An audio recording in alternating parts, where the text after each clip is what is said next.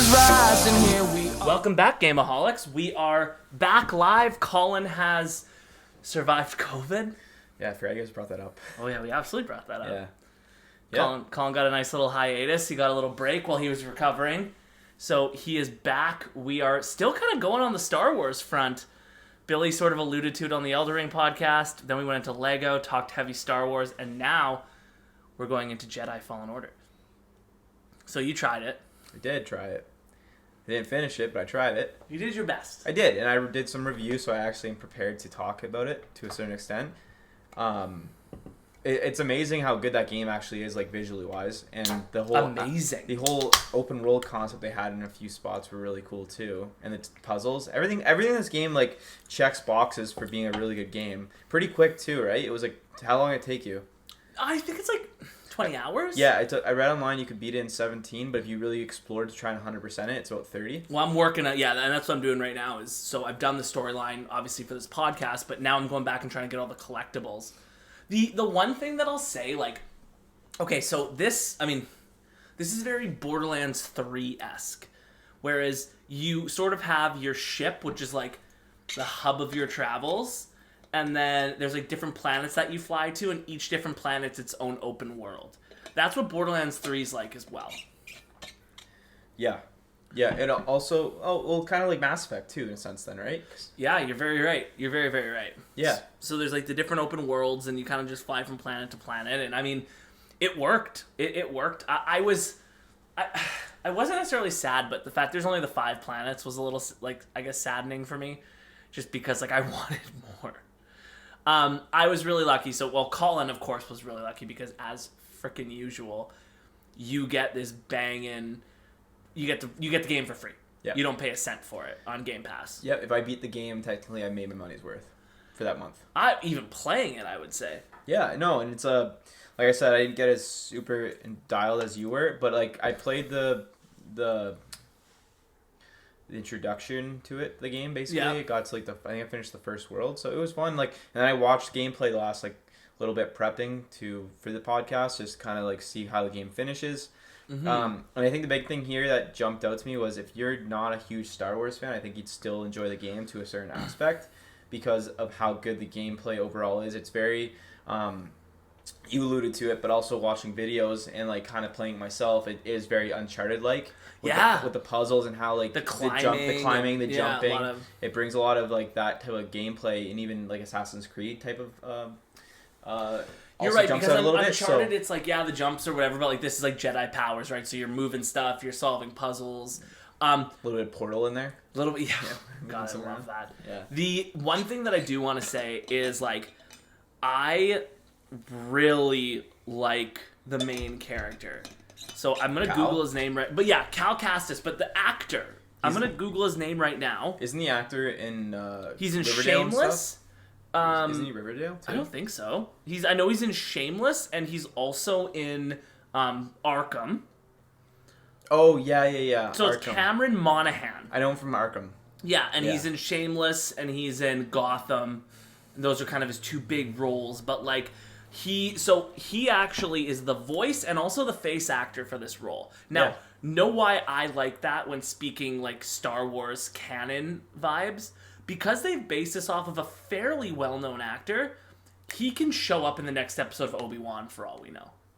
It is true because he can actually go into the show now, and then like you said, you're talking about also how they shoved this basically into real Star Wars lore or whatever. So like you had said, going into that, like this game, interestingly enough, has become like it's canon in the Star Wars universe. So one of the places you go is like Fort Inquisitorius at the end, which is where you basically have the final fight with the second sister, and then you see Vader and blah, blah, blah, blah, blah. But that was first in here, and then they actually...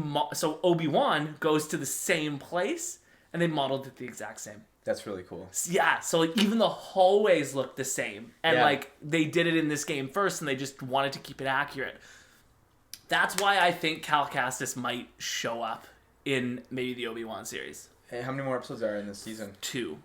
Oh, he hasn't came yet? No, but like I don't think maybe that's what I'm saying. Like a teaser at the last and episode. Then there'll be like a... They'll make a show based around him too? I mean, judging by how well received this game was, And they're gonna make a second game. Well, because like I would love to see Seer and like the grumpy captain guy, and then Night Sister Miriam, Buddy, the like, robot. Yeah, BD. like the BD. You know what? I love BD. BD was I sweet. got hooked on him. Yeah, he's like riding your back, and like he goes into like stuff to like unlock it. It's sweet. He's a sweet little character. And it's interesting. It's like Ratchet and Clank. You got your little Clank boy. Yeah, it actually is. Yeah.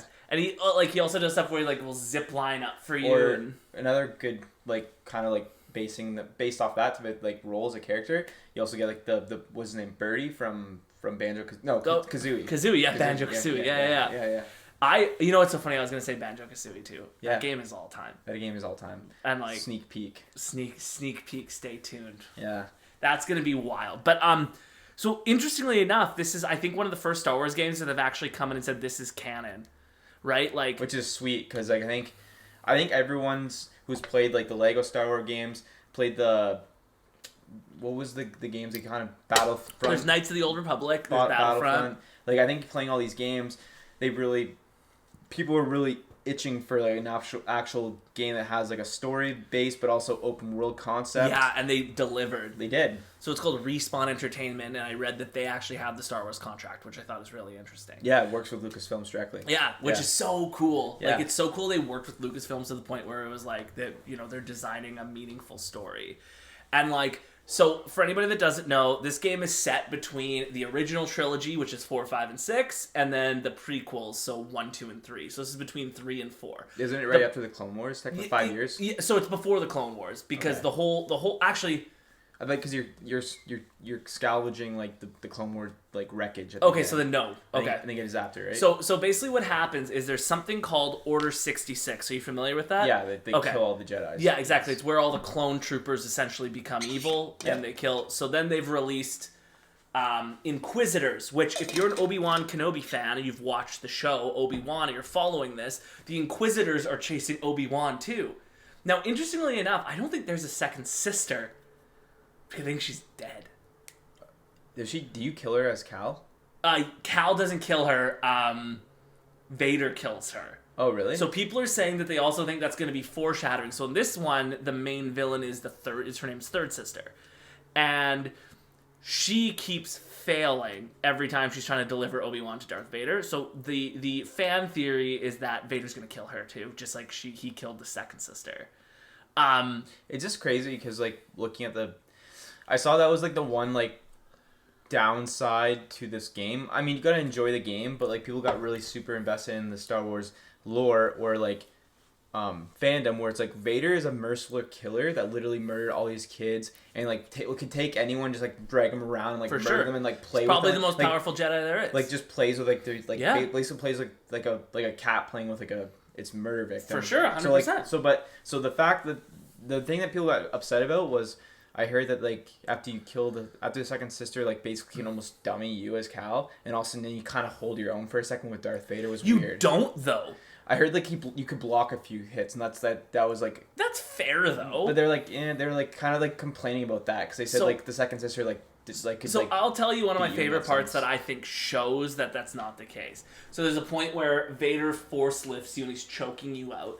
And you're getting choked by him, and you see this thing in the distance that you can force pull to come crashing down on Vader. Yeah. So you're like struggling, and you're like pulling it. So you eventually pull this like huge pipe down on Vader, and he's choking you without even looking. He goes, and he just stops it and drops it on the ground.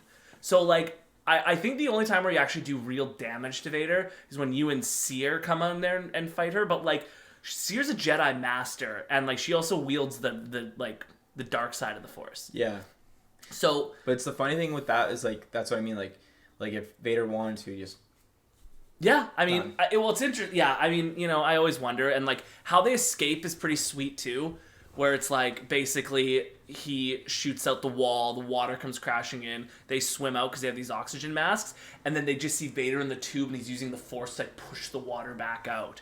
So like. I don't, like, it's tough because I see what you mean where it's like, so there's a part where you stab Vader. And I was like, what? Like, Cal got this far against Vader? Like, that seems insane. But then when you think about it, like, it's him and, like, Seer, and they're, like, working together, and they just get one stab at it, and then Vader's basically gonna kill both of them. I was like, oh, okay. Like, there wasn't also another counterpoint to these, like, whole, like, debate on Twitter. I saw it on Twitter.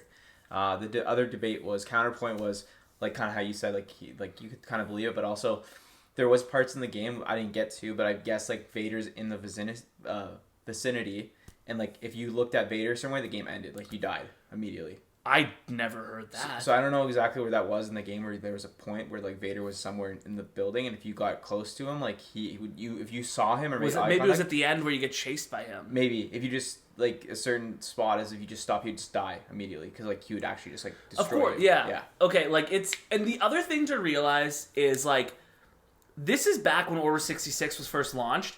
Vader, it was don't get me wrong, he was powerful, but, like, you have to realize, like the actual original like trilogy was like 25, 30 years later, right? Because, like, when this is going on with Cal Kestis and with like Obi Wan with the Inquisitors and stuff, Leia and Luke are 5 years old. Yeah. So it's like a 20-year gap. So Vader just got more powerful as time went on. So it's like when we see him in, like, 4, 5, and 6, that's 20 years of literally merciless killing later. So he's even more OP than he was when this first started. Yeah. Because the way I look at it is he probably wasn't at his fullest potential because, you know, Anakin gets massacred by Obi Wan, and Obi Wan leaves him, and he's, like, missing his arm, he's missing his legs, like, so I'm sure that, like, he's been training and stuff, but I don't think he's at full power here at all. Okay. I think with the Force he is. Like, I think obviously his Force, like, him stopping that and bringing it down is like, okay, this guy fucks. But, like, at the same time, it's just like, I still think he has the 20-year gap before Luke and Leia are older and they actually fight him, where we actually see him probably evolve into, like, a stronger Sith. And also, like, the experience and everything 25 years later. That's what I'm saying, like, exactly. Mentally, but even then, like, just like him being like, oh, you thought you had a chance. Bye. It was so nuts to me because that part stuck out to me is when you, like, pull the thing at Vader and he just doesn't even look, he just stops it and pushes it down, and you're like, okay, this guy's, like, so overpowered. Yeah. It's but like, I think that's why I did it, right? To show how much, like, advanced he is compared to anyone else. Oh, for sure, because he's, like, the strongest, yeah. you know? Like, he's wild. And then he eventually kills, like, I mean, in the original trilogy, he kills Obi Wan. Which, this is, like, I don't necessarily, like, not bothers me, but, like, for example, I like never knowing when a character is gonna die. So, like, for me at least, when I'm like, well, and Star Wars isn't very good with that. No, actually they are, like Yoda and Obi-Wan. Well, it depends, right? Because, like, it kind of goes back and forth, like, it's different timelines. But my point is, like, for example, watching the Obi-Wan show, I know he's not even close to death. Yeah. Because in the original trilogy, he's an old man and he dies finally, yeah. right? So, like, yeah, because his powers are weak, and then Vader just exactly. Yeah. So it's just like. And that's, I mean, I kind of spoiled this for myself, but I didn't play this game until I saw... Actually, it's funny. How I found out about Fallen Order was I was online, and I saw the trailer for Fallen Order 2. And I said, oh my god, is that, like... What's his name? Monahan, that kid from Shameless. I actually like him as an actor. Open it up, sure enough it is. I realized, oh my god, this is, like, the second one. Watch some gameplay for Fallen Order. Look online, the reviews are through the roof. And I'm like, okay, like, I'm going to play this. So it was sad for me because during this Vader fight, I was like, oh, okay, like, maybe he'll die. But I was like, wait, no, of course he's not going to die because there's Fallen Order 2 coming out, right? Like, it's not necessarily... In that retrospect, now that you know that, do you think he's dying in the second game? Because he's probably not around in the...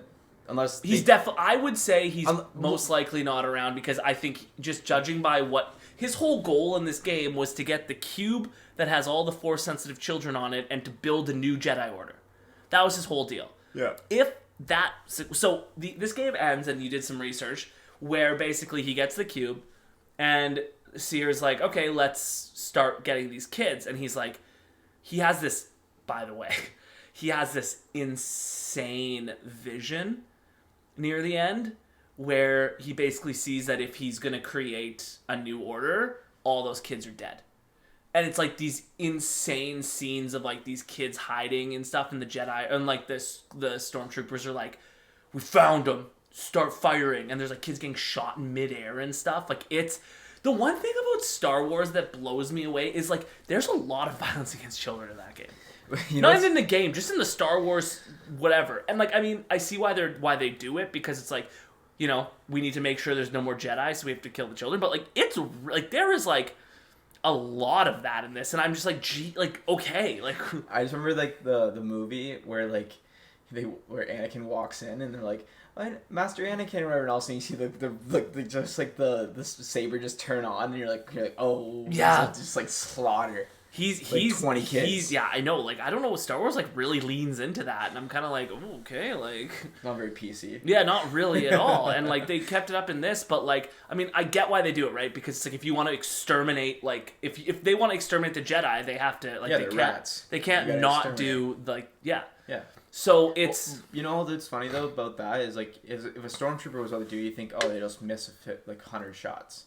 Because they're useless. Mm-hmm. The best part about the game that I found was, like, how actually useless stormtroopers are. Like, they make them useless. You can just, like, force, like, a bullet back at them, and, like, they just die. How? So, first of all, that was actually... I wanted to talk about that. How good does it feel running into a group of stormtroopers and just ruining their day? Yeah. Like, there is no... There was one... It's insane. There was one time when he threw a grenade, and I just, like, smacked it and went right back and just blew up in their face, and they died. Yeah, it's amazing. Okay. You're just like, okay, right. Yeah. Like, or there's different... Did you play on, like, what mode did you play on? I did, like, the middle mode, Jedi Master, I think. Yeah, I did story. Okay. So it was, like, even, like, worse. Because there's story... Because I wanted to play for the story at this point. I was, like... Because when Luke told me about it, I was, like, kind of still in COVID protocol. I was like, I guess I'll try. And I played for, like, a few hours, and I just wasn't, like, into it. But also, I was just, like, I literally picked story mode just to be, like, I just want to, like, watch, like, the credits. You know, to be fair... Like, not the credits, like, the cutscenes and stuff. So, it's interesting, because talking about that, like, even on regular, like, Jedi Master, which is, like, the regular mode, there's some really... like, the boss fights are really challenging. I was going to mention this, too. They say also, and I don't know if you felt this, because you just finished it, Elder Scroll. Elden Ring. Elden Ring. Yeah. Oh my god. Yeah, mixed a couple together there. Yeah. But Elden Ring. They were saying like how like this is almost like Dark Scroll-esque with like some of like the combat and like the boss fights because totally. like it was actually like timed. Like you had to time it perfectly. Absolutely. And the really interesting thing about that is like Dark Souls, except it's not as unforgiving is what I'll say. So like so you collect experience, which gives you skill points. Mm-hmm. Let's say I had 2 skill points ready to go. Mm-hmm. I get killed. I lose that. It goes on the enemy that killed me, and I have to go back and kill that enemy to get the skill points back. But the difference is, my understanding is it never disappears. So let's say you have the 2, but you die to another enemy. The 2 from that enemy go to this enemy. So like you can always get it back in this one, whereas in Elden Ring, you just think, oh, sorry. It's like, oh yeah, you lost it all. Sucks to suck. Yeah, I also think like some of the bosses in general look really cool in this game. Like there was like the frog boy. Like the big frog slug thing was pretty cool to look at. Like, really interesting about that. One of the trophies associated with him is you have to pull his tongue out with the force and cut it off. No way. Yeah. That's sweet. So it's like, it's very detailed. Yeah. It's like, cool. It's like, and they look cool. Like the fight sequences look amazing. Like, it was a lot of stuff where I'm like, this is actually, like, they really cared when they made this game. They didn't just, like, slop it together like the other Star Wars games. And you feel, sense. honestly, like one of the things I read about this game is when every single, like, actual boss fight, at the end of it, you feel rewarded, which is an Elden Ring thing, right? In Elden Ring, every time you finish a boss, you're like, oh my god. And I would say you don't get the amount of release that you get from Elden Ring, obviously. Like, I think Elden Ring, for me, is like the, oh my god, like, this is the best feeling in the world. Yeah. But, like, in this game, when you're, like, finish a boss, so you fight Ninth Sister at one point, and, like, that's a really fun fight. So, like, Ninth Sister comes out, and it's challenging. Like, I probably wiped 10 times trying to just, you have to learn her moveset, learn how to dodge, learn when to parry, and I really like, again, just like Elden Ring, like, there's moves that you can parry. But then when she glows red, or whoever glows red, it's an unblockable move. So you have to get out of the way.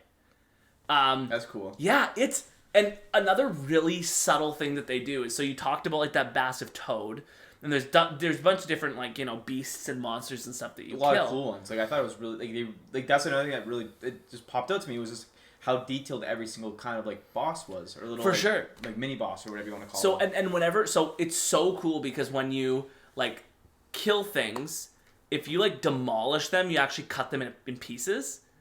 Or like so for example, there's these spiders that are coming along, and if you hit the spider in the right way, you cut it in half and it just dies. But when you cut it in half and it folds, since lightsabers are, like light, like just intensified light, yeah. the insides of it have the burning on it from the light cutting it in half. Or if you're going at these frogs or going at these large bosses, when you're like hitting it, it actually gets lightsaber burns across its body as you're trying to kill it. That's sweet. It is, again, like, this game is so detailed where it's just like, one of the trophies, which is so crazy, is when a stormtrooper's shooting at you, you can slow its bullet, the stormtrooper's bullet, and then you can pull the stormtrooper and he'll actually go through his own bullets and die. That's so like, cool. What? Yeah. Yeah, it's amazing. It's an amazing game. Like, yeah, the details just nuts. I was also gonna ask you, like, did you do a lot of customization with your lightsaber? Yes. So, really interesting fact. So, this is gonna blow you away. I actually asked one of my friends who's a big Star Wars guy. His name's John. I asked John, I was like, man, like what's the difference in lightsaber colors? And he goes, oh, I'll actually know. So you know how most of the Jedis are either green or blue? Like, those are pretty much the two main lightsabers. Yeah. So a green lightsaber Jedi, according to him, means they're stronger in the Force than they are in combat. A blue saber means stronger in combat than they are in the Force. Oh. So apparently also, yellow lightsabers, orange-yellow lightsabers are a thing, meaning they're strong in both. And my favorite lightsaber color is purple, Mace Windu, right? Like, I love the purple lightsaber. Yeah. And he was just like, that means they're badass. But, like, I don't know if that's actually canon or if that's just him saying that. So it's really What's cool. red, then? Red is evil. It just means evil? Yeah. Doesn't mean anything else? No. Red means that they're, like, they're using the dark side. Okay. So, one of the things that I absolutely thought was really cool is in this game, originally, you get two colors. You get the blue or the green. About 2/3 of the way through the game, you lose your lightsaber breaks, and you have to build a new one. And when you build a new one, Cal's holding up the crystal, and you can tilt it, and each time you tilt it, it turns a different color of the rainbow, and you can pick that color to put in it. Yeah. So I went purple, obviously. Yeah, I would have. I would have too if I got like to the customization clearing point. But like, so I thought that was a really interesting fact that like apparently those are the reasons that they do two different. That is pretty sweet. Colors. Yeah. There's so much lore behind Star Wars, obviously. There's a cool part in the game I saw where like you could even like use your lightsaber as like a lamp. Like you're walking through an area that's pitch black. Dude, that's everywhere in the game. Yeah. It's cool. It's cool. So it's just, but it's like, okay, I'm gonna turn the power up on my lightsaber so I can see. Yeah. They just do these really small details, and they honestly pay off. Like, this game, like the physics, everything behind it was like really, really good. I think number 2 is gonna be even more nuts though. So what was your favorite part of the game overall? Oh, the Vader part at the end. Yeah. You want to know? I really appreciate how Vader in all of these games and movies and everything, like you think of Rogue One, you think of Obi Wan Kenobi, you think of everything. Vader is like a monster. Everybody's horrified of him, right? Like everybody's just, there's something wrong. Vader's fucking terrifying. Like we need to like get out of this thing. And I love that. Like, you see it. One of my favorite scenes ever is the end of Rogue One, which is one of my favorite Star Wars movies. And basically, it's the team that gets the Death Star plans before. So it's basically in between the 3rd and 4th movies, but it's right before the 4th movie, like right before. And it ends with Vader coming through. And just how, and it's the same in here, they just make him horrifying. Like, him walking in there, you actually feel dread coming through. I'd love to know if they got, I don't know if they did or not, in this game, if they got James Earl Jones to come back. For the game? Yeah, because it sounded like him. But I mean, like, the thing is, obviously, I feel like with so much, like... Yeah. You can kind of make it sound like anybody. I'm just going to do a quick Google search and figure that out. Well, they brought him back for Obi Wan. Oh, yeah. Which is cool. That is cool. 'Cause he's like 90. He's old. He's 90 now, yeah. Yeah. I'm just trying to see here. Go to IMDb just to see the cast. Oh, okay. So, Okay, so the joke here is apparently he's voiced by somebody named Scott Lawrence. Scott Lawrence is apparently known for making a Darth Vader impression so good that he sounds more like Darth Vader than James Earl Jones himself does. Oh, so he was actually in... he also did Vader in Rogue One. Oh, wow. So very interesting. Wow. Yeah, well, I guess, like, they weren't going to go ask him. Well, so here's the thing. When Disney gets the money, right, Disney's just going to be like, how much do you want, James Earl Jones? We'll pay you whatever it takes to get in there. It's like, yeah, he's on his deathbed. It's fine. But that's the thing. So Scott Lawrence... Like I said, I thought it was Vader. He sounded so much like him. Yeah. And then seeing that it was actually Scott Lawrence who did Rogue One makes so much sense to me. That's sweet. I'm trying to see just like in general, like who some of like the people that played in Rogue One. Oh, Forrest Whitaker played a guy. Yeah, he played. Did he play the captain? Yeah. Yeah. He and it's modeled off of himself. Oh, really? Yeah. That's funny. Oh, you can see like in his facial recognition. Dude, like he has like he has like you know how Forrest Whitaker sort of has like the one eye, the like limp in his eye, the droop in his eye. Yeah, his one eye. Yeah, it's the same thing. He literally it's Forrest Whitaker and he even do the droop in his eye. You can even see like his mouth like expressions too. Oh man, it's like again this game just lit it up. Like so, I didn't talk about this, but as I said, Colin got this for free. I didn't. But the really cool thing about what happened for me is. I got the Ultimate Edition, and it was like $70, but it was like on sale for PlayStation Plus for $16.99. Ooh, that's sweet. Don't get me wrong, the Ultimate Edition was pretty much just like, you get some extra costumes, which I don't care about, but here's the interesting thing. The non-Ultimate Edition, full price at $40. So I'm like, obviously I'm going to buy the Ultimate Edition. Does it bothers me so much when like games, like Xbox and PlayStation do that. It's like... Discount both of them. Like, for example, like... I remember when the biggest one was, remember when we bought Borderlands and I like went off on Borderlands 1 about how I bought like Xbox 360 version of Borderlands 1 and it was more expensive than the Xbox One edition. Yeah. And like, why was that a thing? Why did, like, I don't understand that. And I paid it without realizing that there was also the Xbox One version. I saw it after and I got so upset about that. And we're kind of getting off topic here, but also at the same time, I think this does have to be addressed. I find that the systems, like the shops for PlayStation, sounds the same for Xbox. They are so not intuitive. Like not it is customers like, friendly at all. No, not customer. It's almost like they're trying to sort of throw you off in a way. I know that's not the case, but I'm just saying like. Well, yeah, I type in Borderlands 1 and then that's first option. It's like put the Xbox One option first. And I shouldn't be the one at fault for not scrolling and checking every single option. It's like that should just be the main option. Not give me the 360 edition. Well, give me the I'll make you even more sick about mine. You Google, like you search up Jedi Fallen Order in the PlayStation Store. It comes up. But it doesn't come up with Ultimate Edition, Regular Edition, anything. It just comes up with Regular Edition. You have to click Select Version, and then go down to Ultimate Edition to get the cheaper one. Wow. So it doesn't even show you the cheaper option No, it's first. greasy. And that's the weirdest thing, though, because it shouldn't be the cheaper option. You know what? Like I said, I think I don't want to say it's all trying to mix us up. The Sony conspiracy. It's trying to mix us up a little bit. Yeah, a little bit. But I mean, the other really good. So right now, like I said, I'm going through the collectibles in this game, and I like it, but also at the same time, I don't. And let me explain why. There is too much. For example, there's 247 chests alone. I don't like when games do that. If there was like 247 chests alone, and then you have to do everything else, and I'm just like, this is a little bit too much. Far Cry 3, when I 100% of that, one of the achievements was like find every tiki torch or something like that, and they're all scattered across that huge open world map, and you have to like. I googled it because I'm like, I can't do this by myself. Well, I'm doing a collectibles run through right now, like with the guides up, because there's no chance in hell. And like they hide all they remember they hid it all like in special areas. Like I'm like, there's no way if I like it'd take me hours. No, my question is, who finds this stuff out?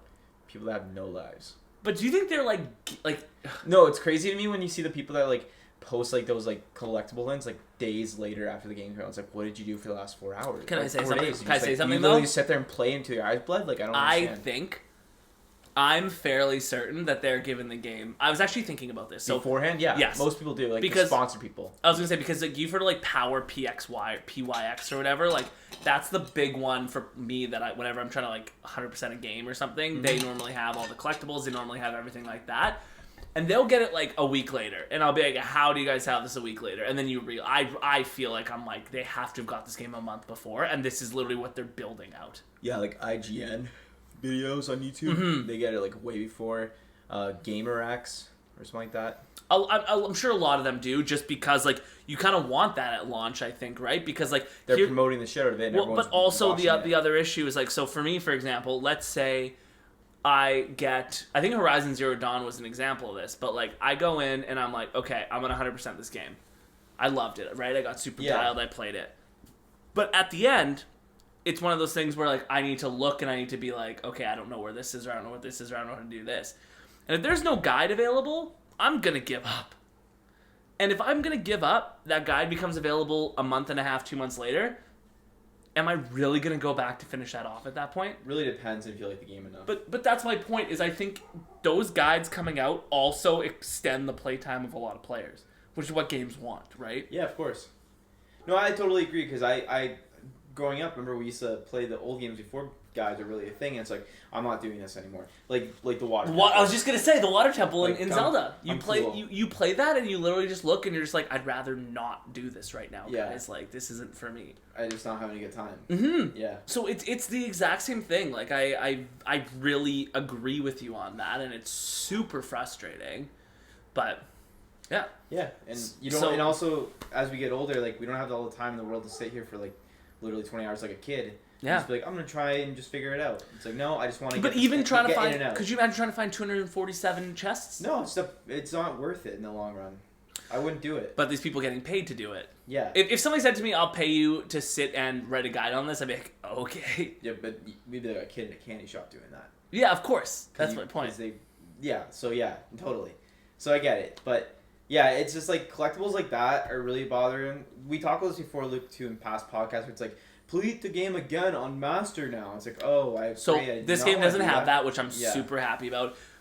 You know what? Like, I like how a lot of games are turning away from that. Bothered me The Witcher did that, to be honest with you. That really turned me off of it, like, playing it again. And it's hard. Like, really, really hard. Apparently The Witcher one is impossible. Like, it's... I read The Fallen Jedi, like... Our boy Billy did that. Of course. Yeah. I read that the Fallen Jedi, like, Grandmaster mode is unbelievably insane. Hard too. Because, like, anything... Stormtroopers can, like, dummy you if they're in a group. Which is, like, ridiculous. Yeah. I just feel so good, though. One of my favorite things to do to the Stormtroopers is deflect their bullets back at them. Yeah. Like, that just for me... Gone. Yeah, you're just like... Yeah. And, like, all these other guys are coming at you, and you're just so broken. Yeah. One thing that this game did that I really didn't like is... You wouldn't know this. They give you 3 different lightsaber types throughout the game that you can switch, quote unquote, your stance. Okay. So there's the original. Yep. Then there's the Darth Maul. Yep. Right, the 2, and then you can unattach the 2 and have 2. Like nunchucks almost. Yeah, but like you can only do it for certain combos. Like you can't hold them both and swing. It's like you have to press a combo and then he just puts them back together. Okay. But here's the interesting thing. The Darth Maul one, well, first of all, the 2 combo one is broken. But again, you can only use it if you have enough force or whatever. But like the Darth Maul one sucks. It makes it harder to parry, and there's less damage for each hit. So you don't do it. So you actually, like, when I was having a lot of trouble on Second Sister, both the fights actually. So I googled like strategy, and one of the things that the strategy said is it was literally just like, don't use dual lightsabers. Use just the one, and when you get enough power, obviously do like the super move. But the one thing that really helped me, I was probably throwing myself at like Trilla, like Second Sister, 8 times, and I wasn't even getting her to half health. And then you read that in the guide, once you get her to half health, she like enrages and goes nuts. Like she goes absolutely insane if you get her to half health. So I was like trying, and I just like I couldn't do it. And then I read, and it turns out that she's slightly immune to force push. It like throws her off. Yeah. And you can get a bunch of hits in if you do that. And that completely changed the fight to a way that was still hard. Don't get me wrong. I still have to do it probably another 5 times, but it was like manageable. But you figured out like that's how you can break. You could. I like when you do fights like that and you like get into a point. You're like, I'm still losing, but I know if I keep doing it this way, I'm gonna eventually. Which is Elden Ring. Which is again, but I think that the strat, like I think that for me with all of these Elden Ring, I'm glad I played Elden Ring first, by the way. Because doing this, it was like, okay, I know I can do this because I've done worse in Elden Ring. Do you think if you didn't play Elden Ring yet, you'd just give up on this game? No, I don't think I would have gave up, but I think I would have been really frustrated. Yeah. Like, I think I would have been, like, really frustrated with it. Like debating snapping the controller in half? Probably. Yeah. Like Hollow Knight vibes, right? Yeah, like, yeah. you and like what's squeezing it till it snaps. Yeah, exactly. Like, you and Hollow Knight. But the, like, that's the thing. It's so rewarding when you play a game and you say, okay, I'm not under-leveled. This has nothing to do with under-level. It has to do with, like, learning the fight. And the further you get, you're like, I can do this, I can do this, I can do this, I can do this. Then you finally get there. Yeah. Nothing's more frustrating than getting to a fight where you're literally just under-leveled. Yeah. And you're just getting folded, and it's just because you're under-leveled. Yeah. Like, that's no fun. Yeah. But, like, the fun part is, like Destiny. I mean, I do it all the time. But, like, in Destiny, when they do these things called Grandmaster Strikes, they just basically increase the difficulty. And they say, it's impossible for you to get this high of a level, so do it on this high of a level and just struggle the whole time. Like, again, I still do it because I have the sickness when it comes to Destiny, but, like, that's more just, like, you're under-leveled and you're struggling, right? Like, the whole time. Whereas in this one, it's just like, okay, I need to learn how to block this. I need to do this, do this, do this, do this. Yeah. And it's just more of a rewarding experience versus just, like, you know, a boss being a bullet sponge, for example. Yeah, totally. Totally understand where you're coming from. So, like, I don't know. This game was, like, such a breath of fresh air from, like, you know, everything that I've, like, getting really stressed out on Elden Ring and going into, like, all that kind of stuff. Like, this was a really fun break from all that. And you needed it, because I feel like you were not going into SpongeBob thinking, like, this is what I need right now. You needed. I never finished it. Yeah, I know. That'll be next week's pod. No. Stop. Battle for Bikini Bottom. No. SpongeBob. No. But yeah, like, my point is, like, I'm really impressed with it. Like, Yeah, like, you said 8 out of 10 to me. Well, and that's without our ratings. I That was know. just, like, me just sitting here being like, you know. You just felt you that satisfied. Like, I think for me, I guess, like, we won't get into the ratings quite yet, but, like, I was gonna say, like, I think for me, when I think about it, I know where the gaps are in it, and I think that, like, just us having this rating system has made me think critically like that, just in terms of, like, I can see where the problems in these games are. I just, like, again, I like him, I like the storyline, I like everything that's going on there, and I would love a crossover, like I said. Like, I would love it if Cal Kestis comes into Obi Wan, or they have a show about him, because, like, I think his storyline's really interesting, although the first one ended sort of in a way where, so it ends with obviously them destroying the cube that has all the Force-sensitive children on it, but it's like, what are we going to do now? And they don't really address that. Well, it's called, what, Jedi Survivor, the next one? Yes. Yeah. So he's trying to survive.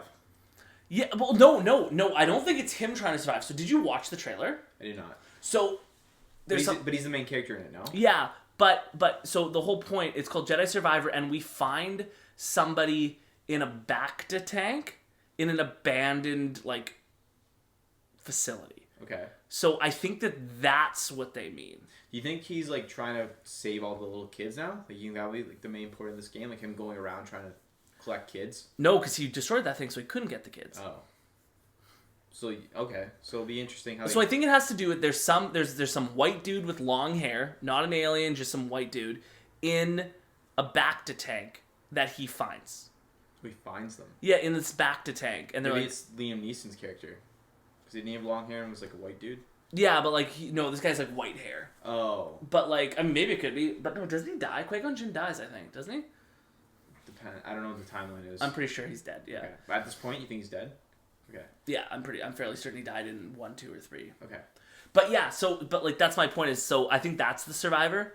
Like, I think that's who they're sort of addressing. Okay. Is, like, whoever's in this back. Because they made it, like, I thought looking at it, I would have been like, you should know who that character is. Like, especially since they're kind of like, if you've watched a trailer, you watch it and they sort of, it makes it seem like it's like you should know who's in this Bacta tank, but like even online, everybody's like, we don't know who's in that Bacta tank. We don't know what's going on in there. Like, be a new character probably. Mm-hmm. Yeah, exactly. And like it's just like they didn't give any info on it, but they really focused on him to a point where it's like, oh, like who is this kind of thing? It's Garrett. It's Gerald. Yeah, it's Geralt. It could be. It looked like him a little bit. Can you imagine? That'd be nuts. That was so stupid. But like, and that's Witcher like crossover. because people were like, oh, it could be Anakin in the Bacta tank, but it's like no, because he has both his hands. Like he's like he's in normal shape, and Anakin doesn't have white hair. Yeah. So I really don't know. BD's in it, obviously, our boy. It doesn't show anything about the rest of the team though, but I mean, I'm sure they're in it. Yeah, of course. Like it'll be like Grease and everything like that. One of the things, total sidebar, is you can talk, like everybody has different dialogue options that you can exhaust when you kind of go different places, which I like. It also is Mass Effect-y, where one of the trophies is get every single like person to join your crew. So one of them is Night Sister Marin, who's like this like badass like Night Sister who deals with the Force, and she was like summoning zombies and stuff. Like it was so cool. That is cool. Yeah, she was awesome. And then she ends up helping you kill Malicos, who's like a Jedi like gone like nuts. Yeah. So it was like real, like that fight was so cool because like you would basically be like, you have to bring him down to half by yourself, and then when you're fighting him afterwards, you'll like, if you like daze him, she'll come in and she'll start like casting on him, and then you can go on him and break his like parry and then like do some damage. Yeah. That's why I like the combat. The combat has like the stagger meter, and like basically when they're attacking you, if you do blocks, it lowers the stagger meter until they stagger, or if you hit them and they block, you're dropping that. But like if you don't hit them for a while, it actually goes back up. So it's all about like you have to keep attacking, you have to keep like trying to either block their attacks or like get them to block. It's awesome. It's sweet. Mm-hmm. This game is really. So you're really fired up for the next one. And now what did you say? 2013. 2023, not Matt 2013. Wish. Yeah, Bring it back, nine baby. years ago. Yeah. So 2023. All right, perfect. Well, on that, I think you kind of touched on mostly everything. I think so. Yeah, I think we can dive in. I think we can dive in. Are you gonna do any ratings? I kind of want to, but I kind of feel like I shouldn't. I think you can just dip in. No. I don't know, because I didn't know all the characters directly enough. Like, I don't know if there was a lot of development. That's fair. But I like the characters from, like, watching, like, stuff on it. So, when I go into the characters, I liked them, but I also felt like a lot of it was, like, forced. Like which is, like, a play on words, because, no, I'm kidding. But, like, you know, you just... I really don't like when it feels like all... So... When you get on the ship at first, Grease is sort of like, oh, I don't trust you, I don't like you, right? And then next thing you know, he's kind of like, you're okay, kid. Like, you're all right. And, like, it's just like, you're not on the missions with me. Like, you're literally just sitting in the ship while I'm running back and forth and doing stuff. And, like, his, for some reason, his character arc bothered me.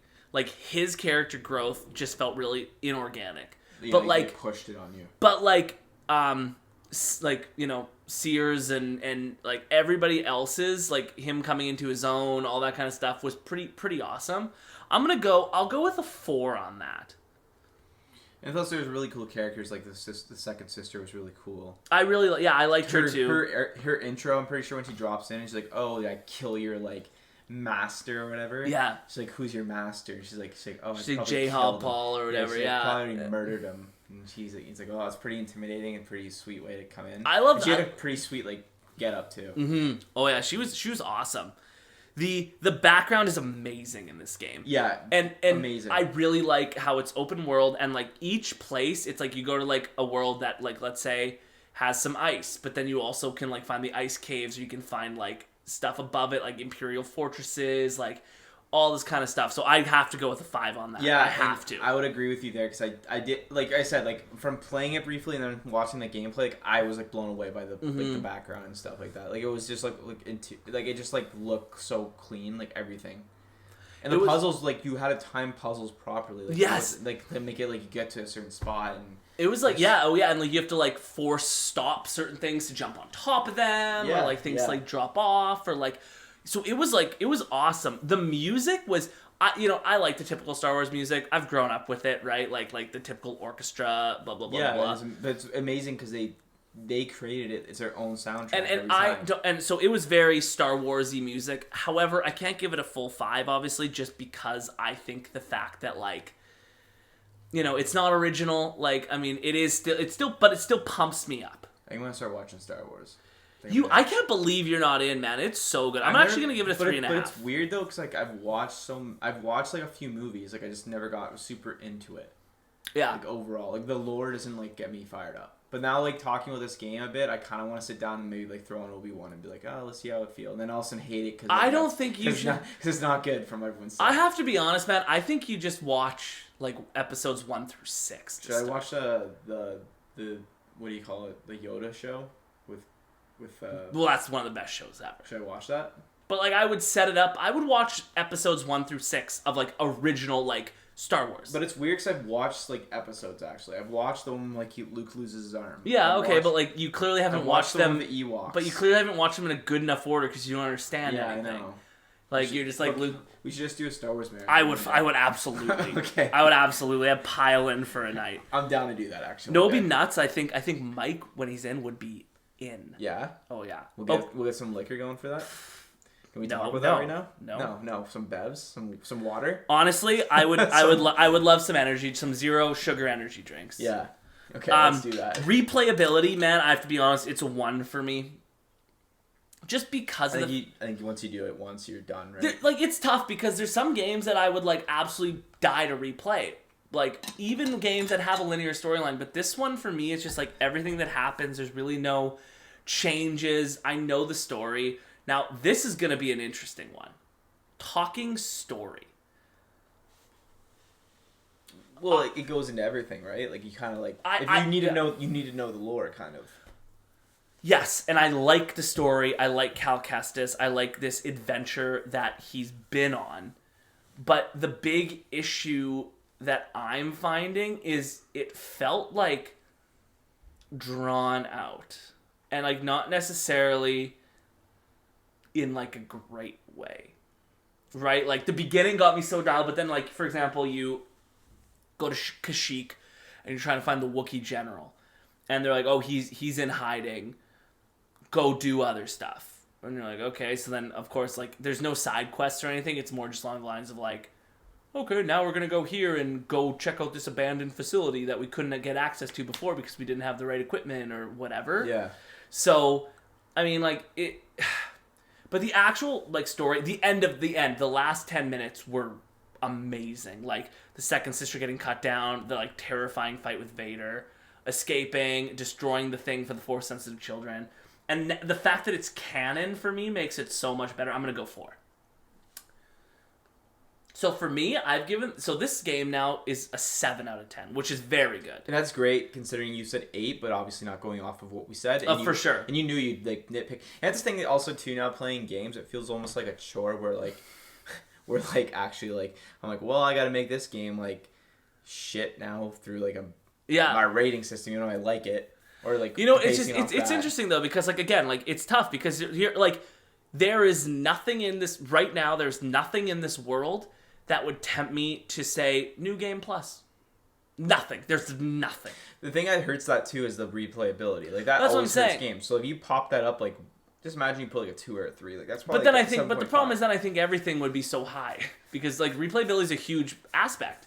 I think it is, yeah. Like I mean, like Borderlands, whatever. Like there's the replayability aspect. The fact that I do Destiny every freaking week over and over again, right? Like there is games though. There is gamers like me though that I'm one and done's good enough for me. Agreed. I don't need to touch this game. Like for example, this is sitting here right here. We got Tiny Tina's Wonderland. And I for a fact like this game was awesome, but I don't feel like I could sit down and play it again. Really, I want to be back in. Yeah, I know you want to be back in. So it's just like things like that because I finished it and we for the most part have a full achievement done. I think there's a few that are like you have to do waves, and I'm not a wave guy. Fair. So I mean, I would definitely go back in.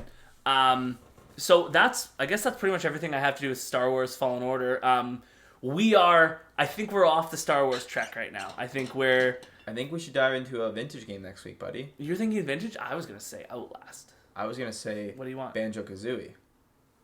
Okay, yeah. Let's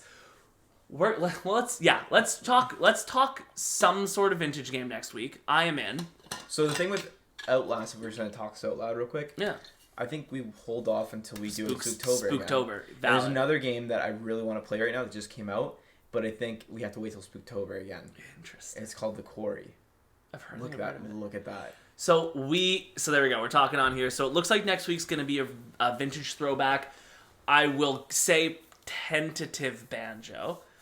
We will keep it in. I also want to do a Mario Party conversation at some point. We should. I think that even could be next week. And since we're live, we should just play it and just post that out. Nuts. We could. Hey, Mike loves playing it too. We could bring him in next week. We do a live stream. Let's do it.